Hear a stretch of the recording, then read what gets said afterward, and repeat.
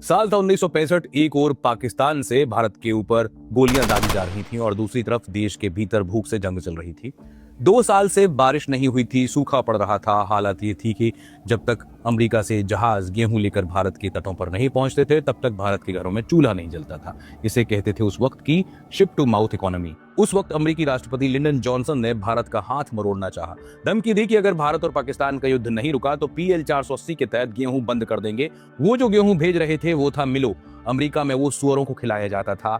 लाल रंग का घटिया गेहूं भारत के लोग खाते थे। भारत को शर्त माननी थी या भूखा रहना था। लेकिन उस समय प्रधानमंत्री थे लाल बहादुर शास्त्री। कद तकरीबन 5 फीट, लेकिन इरादा फौलादी। उन्होंने देश से त्याग मांगने से पहले एक प्रयोग किया। अपनी पत्नी से कहा कि आज रात खाना मत बनाओ, देखना चाहता हूं कि मेरे बच्चे भूखे रह सकते हैं या नहीं। खाना नहीं बना, बच्चे भूखे रह गए।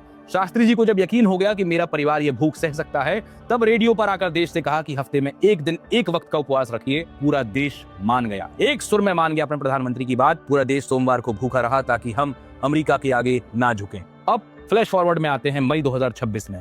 ईरान अमेरिका तनाव ने कच्चे तेल को उबाल दिया है। हैदराबाद की रैली में प्रधानमंत्री नरेंद्र मोदी ने 7 बड़ी अपीलें की हैं। उनमें है पेट्रोल बचाओ, मेट्रो लो और विदेश यात्रा कम करो। संकट असली है क्योंकि 80% तेल भारत का अभी भी बाहर से ही आता है। अपील में कोई बुराई नहीं, अपने प्रधानमंत्री की बात मानने में कोई बुराई नहीं। लेकिन विरोधाभास देखिए, अपील के ठीक अगले दिन गुजरात की सड़कों पर 100 से ज्यादा चमचमाती गाड़ियों का काफिला निकलता है। जनता सवाल पूछती है कि नियम क्या सिर्फ हमारे लिए है प्रधानमंत्री जी? 1965 में शास्त्री जी की बात इसलिए मानी गई थी क्योंकि उन्होंने पहले खुद के घर का चूल्हा बुझाया था, फिर जनता से अपील की थी। नेताओं की अपील तभी आंदोलन बनती है जब वे खुद उस रास्ते पर चलते हैं, समझे?